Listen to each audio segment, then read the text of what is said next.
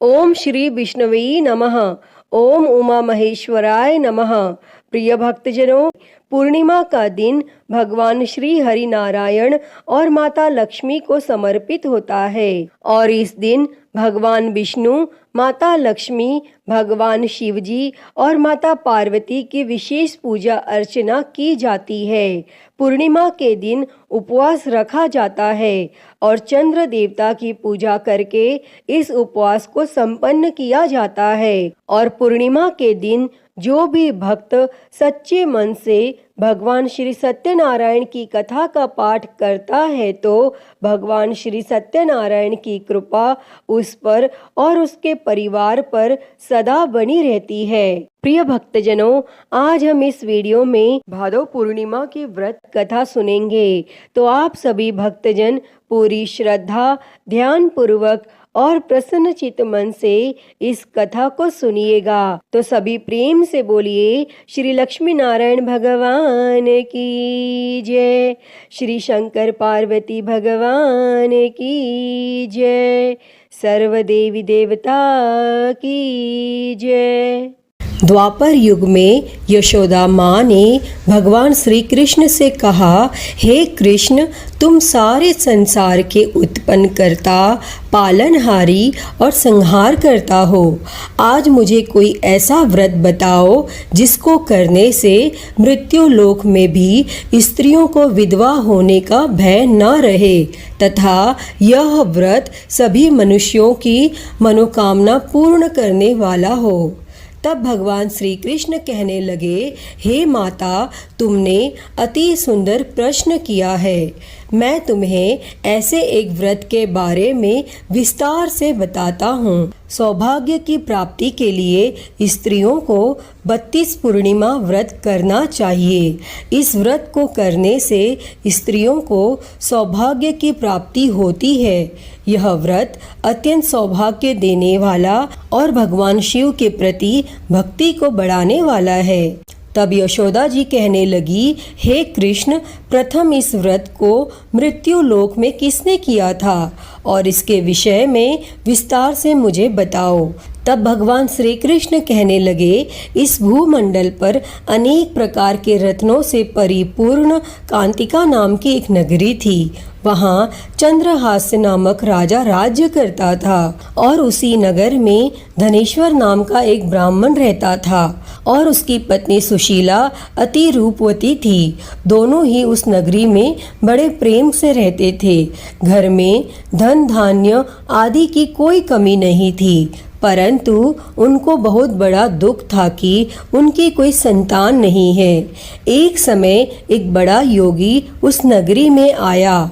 वह योगी उस ब्राह्मण के घर को छोड़कर अन्य सभी घरों से भिक्षा लेकर भोजन किया करता था। वह रूपवती से कभी भिक्षा नहीं लेता था। एक दिन वह योगी रूपवती से भिक्षा न लेकर किसी अन्य घर से भिक्षा लेकर गंगा किनारे जाकर भिक्षण को प्रेम पूर्वक ग्रहण करने लगा कि तब धनेश्वर ने योगी का यह सब कार्य देख लिया और अपनी भिक्षा के अनादर से दुखी होकर धनेश्वर योगी से बोला, हे महात्मन, आप सब घरों से भिक्षा लेते हैं परंतु आप मेरे घर की भिक्षा कभी नहीं लेते, इसका क्या कारण है? तब योगी ने कहा, निसंतान घर की भीख पतितों के अन्न के तुल्य होती है और जो पतितों का अन्न खाता है वह भी पतित हो जाता है। क्योंकि तुम निसंतान हो, इसीलिए पतित हो जाने के भय से मैं तुम्हारे घर की भिक्षा नहीं लेता। तब धनेश्वर योगी की यह बात सुनकर बहुत दुखी हुआ और हाथ जोड़कर योगी के पैरों में गिर गया और कहने लगा, हे महाराज, यदि ऐसा है तो आप पुत्र प्राप्ति का कोई उपाय बताइए। आप सर्वज्ञानी हैं, मुझ पर कृपा कीजिए। हे भगवान, मेरे घर में धन की कोई कमी नहीं है, परंतु मैं पुत्र न होने के कारण अत्यंत दुखी हूँ। आप मेरे इस दुख का हरण करें, आप सामर्थ्यवान हैं। तब यह सुनकर योगी कहने लगे, हे ब्राह्मण, तुम चंडी की आराधना करो और फिर घर आकर उसने अपनी पत्नी से सब वेदांत कहा और स्वयं तप करने के लिए वन में चला गया और वन में जाकर उसने चंडी की उपासना की तथा उपवास किए। तब माता चंडी ने 16वें दिन उसको स्वप्न में दर्शन दिया और कहा, हे धनेश्वर, जा, तेरे घर पुत्र होगा, परंतु वह 16 वर्ष की आयु में ही मृत्यु को प्राप्त हो जाएगा। यदि तुम दोनों पति पत्नी 32 पूर्णमासियों का व्रत विधि पूर्वक करोगे तो वह दीर्घायु हो जाएगा। जितनी तुम्हारी सामर्थ्य हो आटे के दिए बनाकर शिवजी भगवान का पूजन करना, परंतु पूर्णमासी के व्रत 32 होने चाहिए। और प्रातः काल होने पर इस स्थान के समीप तुम्हें एक आम का वृक्ष दिखाई देगा। उस पर चढ़कर तुम एक फल तोड़कर शीघ्र ही अपने घर चले जाना और अपनी पत्नी से सब वेदांत कहना। ऋतु स्नान के पश्चात वह स्वच्छ होकर श्री शंकर भगवान का ध्यान करके उस फल को खा लेगी। तब शंकर भगवान की कृपा से उसको गर्भ हो जाएगा। और फिर जब वह ब्राह्मण प्रातः काल उठा तो उसने एक स्थान के पास ही आम का वृक्ष देखा जिस पर एक अत्यंत सुंदर आम का फल लगा हुआ था। उस ब्राह्मण ने उस आम के वृक्ष पर चढ़कर फल को तोड़ने का प्रयत्न किया, परंतु वृक्ष पर कई बार प्रयत्न करने पर भी वह चढ़ नहीं पाया। तब उस ब्राह्मण को बहुत चिंता हुई और फिर वह विघ्न विनाशक श्री गणेश भगवान की वंदना करने लगा कि हे दयानिधे, अपने भक्तों के विघ्नों का नाश करके उनके मंगल कार्य को करने वाले, दुष्टों का नाश करने वाले, रिद्धि सिद्धि प्रदान करने वाले, आप मुझ पर कृपा करके इतना बल दें कि मैं अपने मनोरथ को पूरा कर सकूं।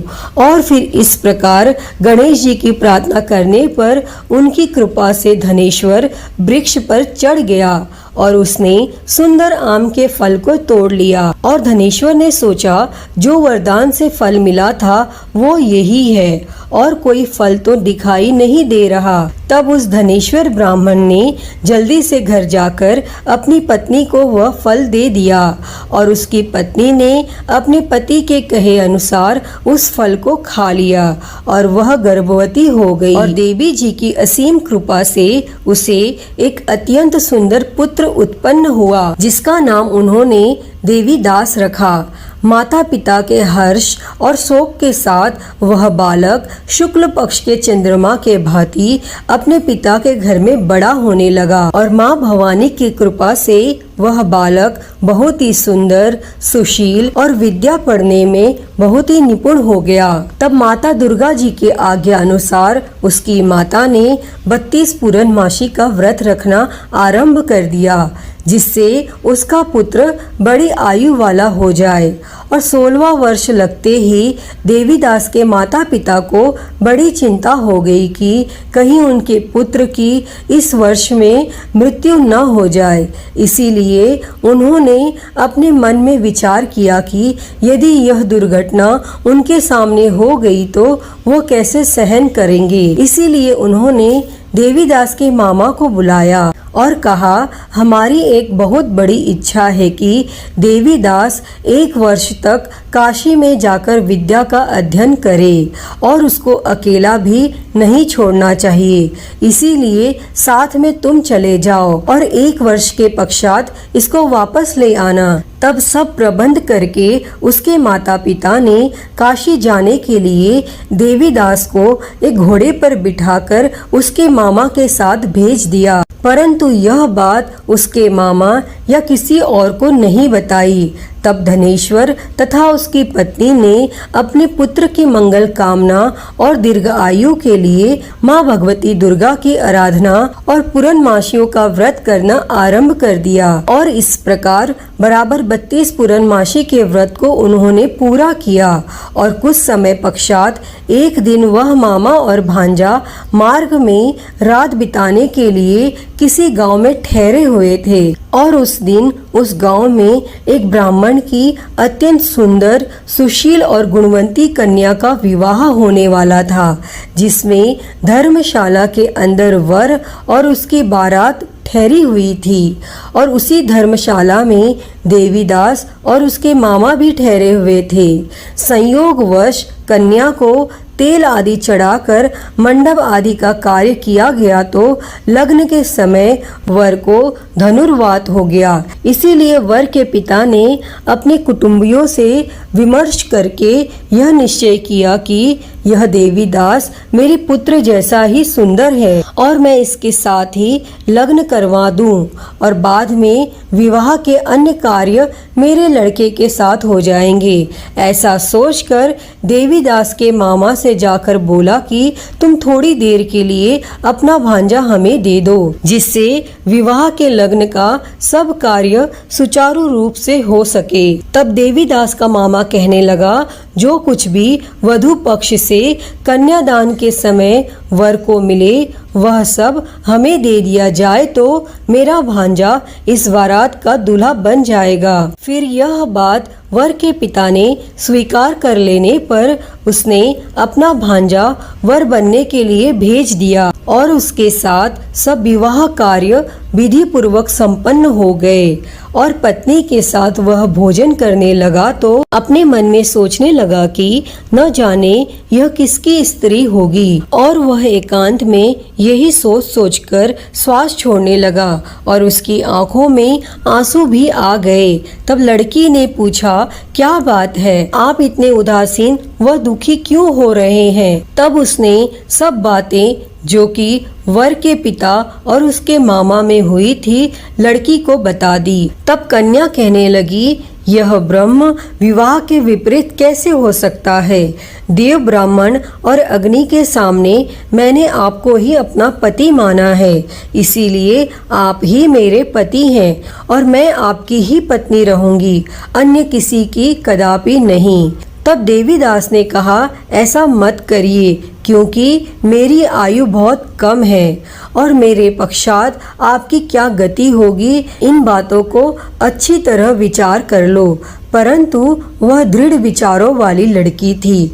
वह बोली, जो आपकी गति होगी वही मेरी गति होगी। हे स्वामी, आप उठिए और भोजन कीजिए, आप निश्चय ही भूखे होंगे। तब देवीदास और उसकी पत्नी ने भोजन किया तथा शेष रात्रि वह सोते रहे और प्रातः काल देवीदास ने अपनी पत्नी को 3 नगों से जड़ी हुई एक अंगूठी दी और एक रुमाल दिया और बोला, हे प्रिय, इसे लो और संकेत समझकर स्थिरचित हो जाओ। मेरा मरण और जीवन जानने के लिए एक पुष्प वाटिका बना लो और उसमें सुगंधित वाली एक नवमल्लिका लगाओ और उसको प्रतिदिन जल से सिंचा करो और आनंद के साथ खेलो कूदो और उत्सव मनाओ। जिस समय और जिस दिन मेरा प्रणात होगा यह फूल सूख जाएंगे और जब यह फिर से हरे हो जाए तो समझ लेना मैं जीवित हूँ। यह बात निश्चय करके समझ लेना, इसमें कोई भी संशय नहीं है।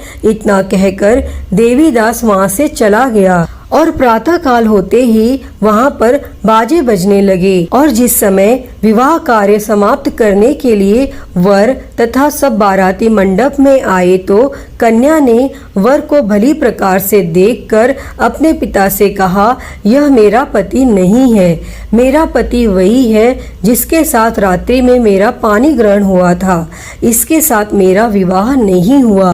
यदि यह वही पुरुष है तो बताए कि मैंने इसको क्या दिया और कन्यादान के समय जो आभूषण आदि दिए गए थे वह दिखाए तथा रात में क्या गुप्त बातें मैंने इनसे कही वह सब सुनाए। तब पिता ने उसके कहे अनुसार वर को बुलाया। कन्या की यह सब बातें सुनकर वह कहने लगे, मैं कुछ भी नहीं जानता और इसके पश्चात लज्जित होकर वह अपना छोटा सा मुंह लेकर चला गया और सारी बारात भी अपमानित होकर वहां से लौट गई। तब भगवान श्री कृष्ण बोले, हे माता, इस प्रकार देवीदास काशी विद्यार्थन के लिए चला गया और कुछ समय बीत गया तो काल से प्रेरित होकर एक सर्प रात्रि के समय उसको डसने के लिए वहां पर आया और उस विषधर के प्रभाव से उसके शयन का स्थान चारों ओर से विष की ज्वाला में विषैला हो गया, परंतु व्रत के प्रभाव से उसको काट नहीं पाया, क्योंकि पहले ही उसकी माता ने 32 पूर्णमासी का व्रत रखा था। फिर इसके बाद मध्याह्न के समय स्वयं काल वहां आया और उसके शरीर से प्राणों को निकालने का प्रयत्न करने लगा, जिससे वह मूर्छित होकर पृथ्वी पर गिर गया। और उसी समय माता पार्वती के साथ भगवान शंकर वहां आ गए और उसको मूर्छित दशा में देखकर माता पार्वती जी ने शंकर भगवान से प्रार्थना की कि हे महाराज, इस बालक की माता ने पहले ही 32 पूर्णिमा का व्रत पूरा किया था, जिसके प्रभाव से आप इसको प्राणदान दे। तब माँ भवानी के कहने पर भक्त वत्सल भगवान शिव जी ने उसको प्राणदान दे दिया और इस व्रत के प्रभाव से काल को भी पीछे हटना पड़ा और देवीदास स्वस्थ होकर बैठ गया। और उधर उसकी पत्नी उसके काल की प्रतीक्षा किया करती थी। जब उसने देखा उस पुष्प वाटिका में पुष्प कुछ भी नहीं रहे तो उसको अत्यंत आश्चर्य हुआ, लेकिन जब वह जैसे ही हरे भरे हो गए तो वह जान गई कि अब उसका पति ठीक ठाक है, वह जीवित हो गया है। यह देखकर वो बहुत ही प्रसन्न हो उठी और अपने पिता से कहने लगी, पिताजी, मेरे पति जीवित हैं, आप उनको ढूंढिए। और फिर जब 16वां वर्ष व्यतीत हो गया तो देवीदास भी अपने मामा के साथ काशी से चल दिया। इधर उसके ससुर उसको ढूंढने के लिए अपने घर से जाने ही वाले थे कि वह दोनों मामा भांजा वहां पर आ गए और उनको आया हुआ देखकर उनके ससुर को बहुत ही प्रसन्नता हुई और वह उन्हें अपने घर ले गए। उस समय नगर के निवासी भी वहां इकट्ठे हो गए और सबने निश्चय किया कि अवश्य ही इसी बालक के साथ कन्या का विवाह हुआ था। और उस बालक को कन्या ने जब देखा तो पहचान लिया कि यह तो वही है जो संकेत करके गया था।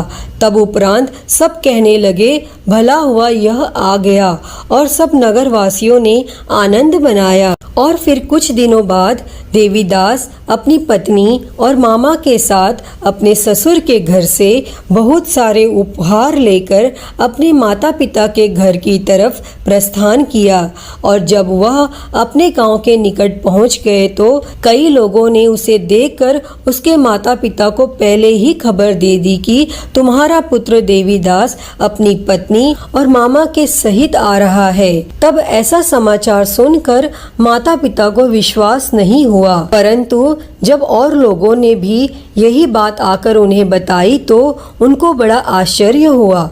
लेकिन थोड़ी देर में देवीदास ने आकर अपने माता पिता के चरणों में अपना सर रख कर प्रणाम किया और उसकी पत्नी ने अपने सास ससुर के चरणों को स्पर्श किया तो माता पिता ने अपने पुत्र और पुत्र वधू को हृदय से लगा लिया और दोनों की आंखों में प्रेम अश्रु बह चले और अपने पुत्र तथा पुत्र वधू के आने की खुशी में धनेश्वर ने बड़ा ही भारी उत्सव किया और ब्राह्मणों को दान दक्षिणा देकर प्रसन्न किया। तब भगवान श्री कृष्ण कहने लगे, इस प्रकार धनेश्वर 32 पूर्णमासियों के व्रत के प्रभाव से पुत्रवान हो गया और जो भी स्त्रियां 32 पूर्णमासी के व्रत को करती हैं वे जन्म जन्मांतर में वैधव्य का दुख नहीं भोगती और सदैव सौभाग्यवती रहती हैं। हे भगवान, इस कथा को कहते सुनते और हुंकारा भरते पर सदैव अपनी कृपा बनाए रखना। तो बोलिए गणेश जी भगवान की जय, उमापति महादेव की जय, श्री लक्ष्मी नारायण भगवान की जय। प्रिय भक्तजनों, तो मैं उम्मीद करती हूँ कि आपको आज की यह कथा पसंद आई होगी और अगर वीडियो अच्छी लगी हो तो इसे लाइक करें, ज़्यादा से ज़्यादा शेयर करें और हरिहर भक्ति चैनल को सब्सक्राइब कर नोटिफिकेशन बेल को ज़रूर ऑन कर लें। हर हर महादेव। धन्यवाद।